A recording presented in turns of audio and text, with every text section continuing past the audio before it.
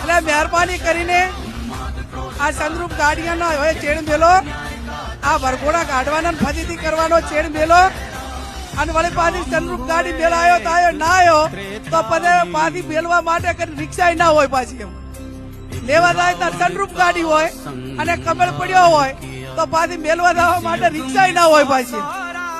એટલે સમય સાથે તાલ મિલાવો, બધા એકાબીજાની દેખાદેખી ના કરો અને જેટલી આપણી કેપેસિટી છે એટલું જ કામ કરો. મા બાપ તો કદાચ તમને દેવું કરીને કે ગમે એ કરશે, પણ પાછા ભવિષ્યમાં તમે પણ મા બાપ બનવાના છો. અત્યારે તમે જે મા બાપ પાસે એમની કેપેસિટી નથી છતાં જીદ કરાવીને કરાવો છો, તો એ ભવિષ્યમાં તમે પણ તમારા બાળકોનું જયારે કોઈ આ પ્રસંગો હશે એ ટાઈમે તમે પણ માતા પિતાની ભૂમિકામાં આવવાના છો. એટલે પરિવારની પરિસ્થિતિ સમજવી